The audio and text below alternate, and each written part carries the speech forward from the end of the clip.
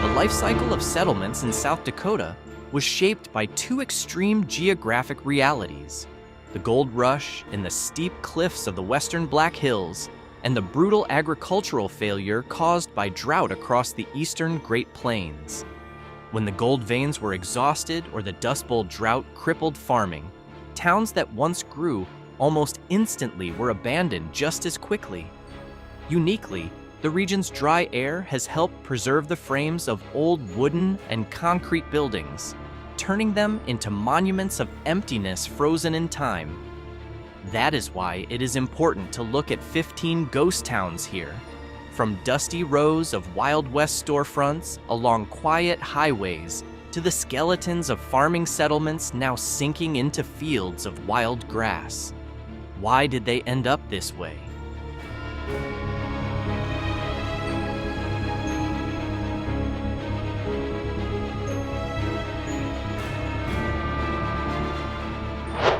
Perhaps no ghost town in South Dakota has a more iconic reputation than Scenic.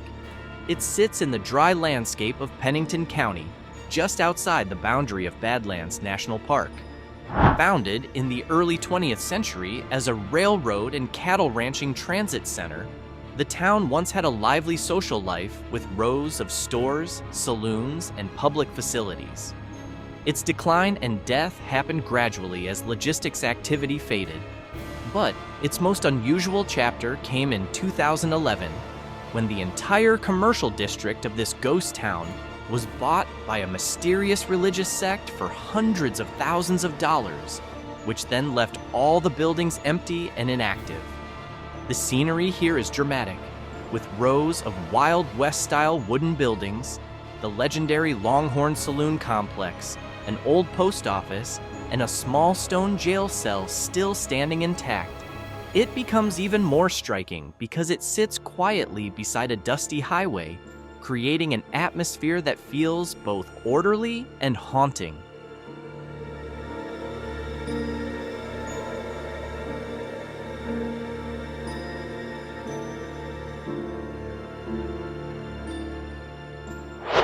Leaving the row of empty storefronts and heading toward the southern border in Fall River County brings us to the remains of a collapsed railroad hub.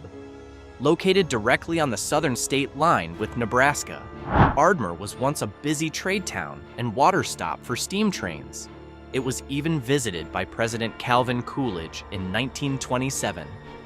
Ardmore moved toward total collapse after the railroad shifted to modern technology, made worse by a shortage of clean water as local wells dried up, forcing the last residents to leave during the 20th century. Ardmore's physical condition today shows massive structural decay. The strongest visual marker here is a partially collapsed two-story red brick school building, a rotting wooden railroad depot, and rows of homes sinking into the earth. In addition, abandoned car remains are scattered everywhere like dry leaves fallen from trees, showing the vulnerability of Great Plains settlements to changing times.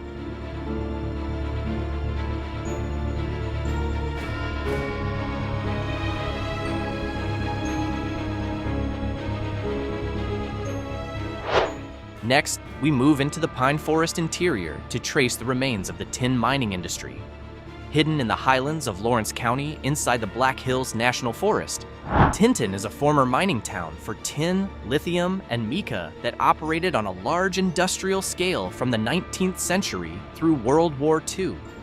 This self-contained town housed hundreds of workers, complete with company housing. Tinton died completely after those valuable mineral deposits were no longer economical to mine after the war, causing all operations to shut down permanently and all workers to be evacuated from the forest area. Tinton is especially impressive for videographers because of the giant wooden ore processing mill structure that still stands firmly on the hillside.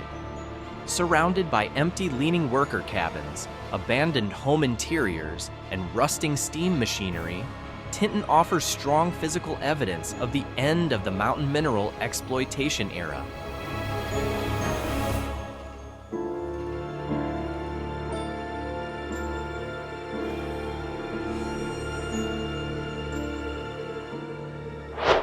There is also a town whose name only strengthens its identity as a ghost town.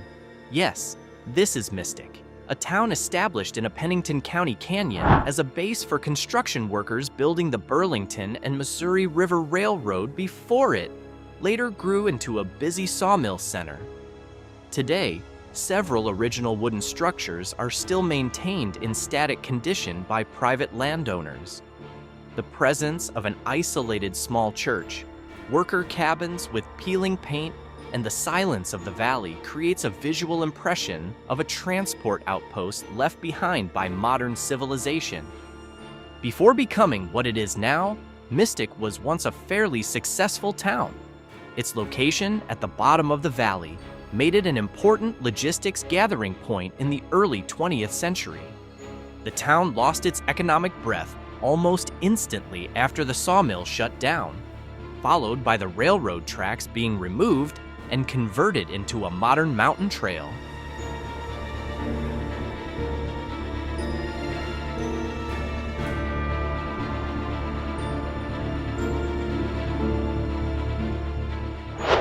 Still within the Black Hills cluster near Keystone, there is Etta, which grew around the Etta mine, a legendary mining site known worldwide for producing some of the largest spodumene crystals ever found. Commercial activity here stopped completely after the main crystal deposit was exhausted and the processing facilities collapsed financially, leaving the surrounding worker camp abandoned with no residents left behind. What remains of Etta today is hidden beneath the dense forest canopy.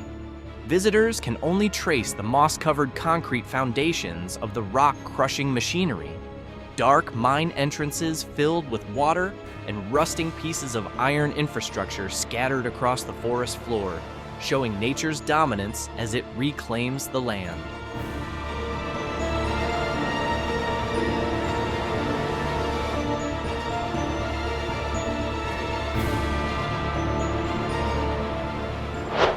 From the remains of Etta's industry, the exploration route takes us deep into the Custer County wilderness.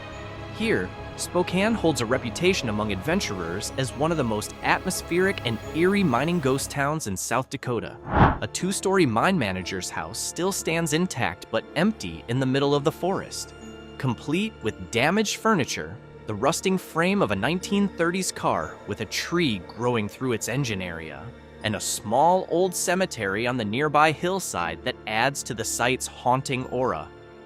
Founded in the 1890s, the town was once known for producing lead, zinc, and silver, and it went through several cycles of life and decline before finally being abandoned in the 1940s. Because of its isolated location away from major roads, the buildings in Spokane escaped modern demolition.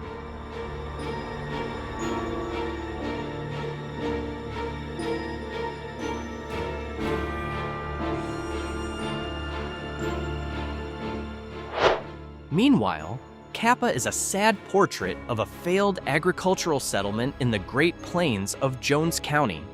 This small town first grew quickly after the railroad arrived and underground hot springs were discovered, which were briefly developed into therapeutic bath facilities for travelers. Capa's fate ended gradually as railroad traffic declined and the hot spring wells died out until its last residents officially left the town a few years ago.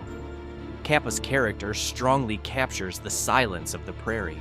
Rows of locked wooden homes, a small empty post office building, and a wooden church with a leaning cross stand isolated in the middle of the vast wild grasslands of the Great Plains, with no sound except the blowing wind.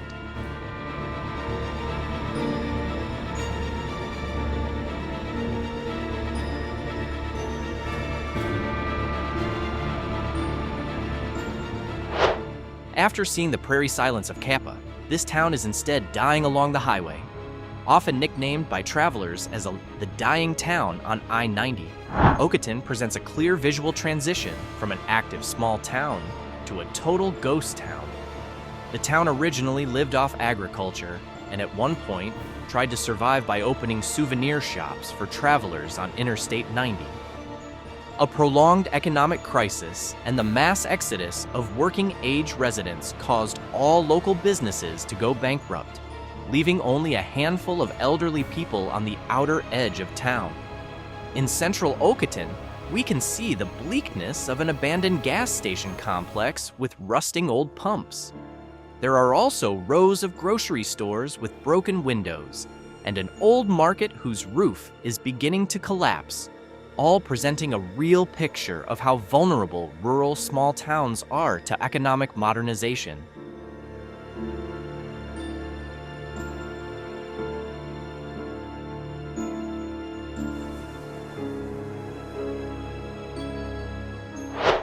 Next, the route takes us back to the Black Hills to see an old-faced mining town.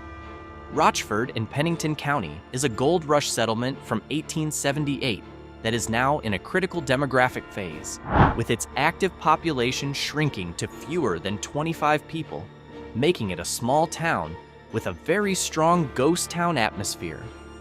Although most of its wooden homes have been emptied and left to decay, the most iconic site here is the Moonshine Gulch Saloon, a historic 19th century wooden saloon that still operates from time to time in the middle of dead buildings. The contrast between rows of collapsing log cabins overgrown with wild brush and the lone old saloon still hanging on creates a highly authentic Wild West aesthetic for a historical documentary.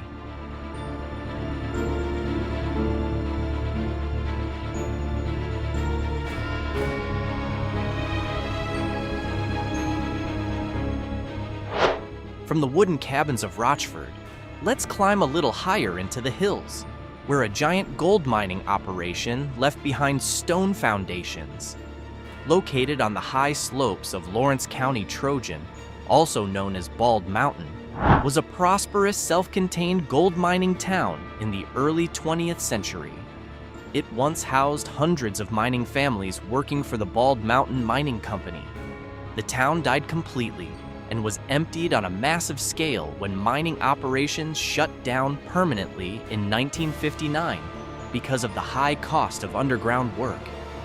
Today, Trojan is dominated by the remains of mining infrastructure, including thick concrete foundation walls from the gold cyanidation mill. They stand upright, like ancient castle ruins on the hillside, surrounded by rusting minecart tracks and sealed tunnel openings.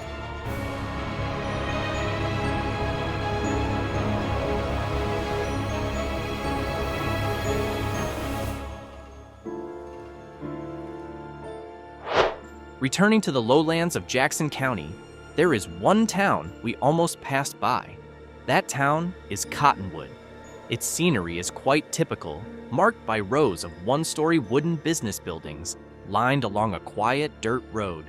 Store doors locked tightly shut with faded signs, along with a schoolyard overgrown with waist-high grass, give the visual impression of a farming town defeated by the harsh prairie environment. Originally founded as a federal agricultural experiment station town to study farming methods on the dry soil of the Great Plains, it once attracted hundreds, even thousands of settlers to build a community around it. Long-term farming failure caused by an overly dry climate and changing transportation routes made Cottonwood's population shrink drastically until it came close to zero.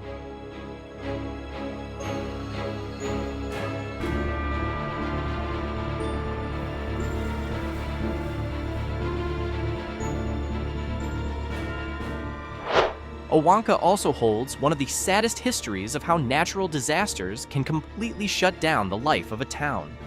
Founded in the early 20th century in a farming valley that was once fertile, the town once had an impressive brick bank, a hotel, and a busy railroad station shipping crops. Today, what can be seen is dramatic and cinematic. A cracked and empty red brick bank building standing in the middle of open prairie, an old wooden water tank for steam trains slowly rotting away, and the remains of residents' homes sinking into thick brush, creating a visual monument to the pain of American agricultural history. The town was structurally destroyed in the 1930s when extreme drought and dust storms struck the Great Plains, killing the entire farming sector and triggering a mass exodus of residents in a short time.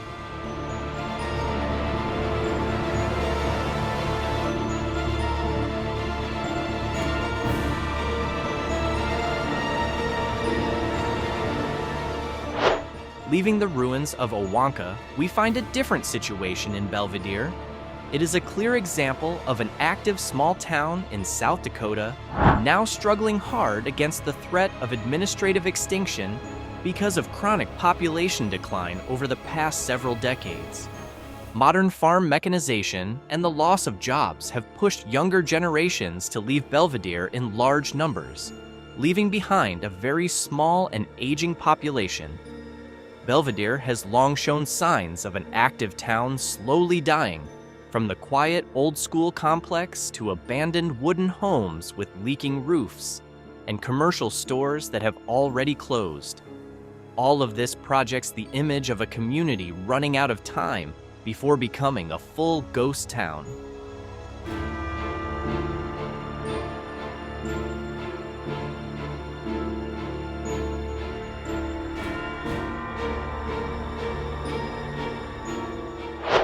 Next, heading toward Mount Rushmore in Pennington County, there is Rockerville, a town with a surprisingly strategic location. It began as an 1876 gold mining town that later died, before being revived in the mid-20th century as a commercial Wild West cowboy-themed tourist attraction. However, this historic tourist park eventually collapsed financially. Some who have been here have recorded rows of wooden replica buildings, including a saloon, sheriff's office, and wooden boardwalks, now rotting with moss beneath the pine trees, creating a strange visual distortion between a once cheerful recreation space and the absolute silence of the forest. Even so, interestingly, the Gaslight Dining Saloon still operates, making it one of the last restaurants still active in Rockerville.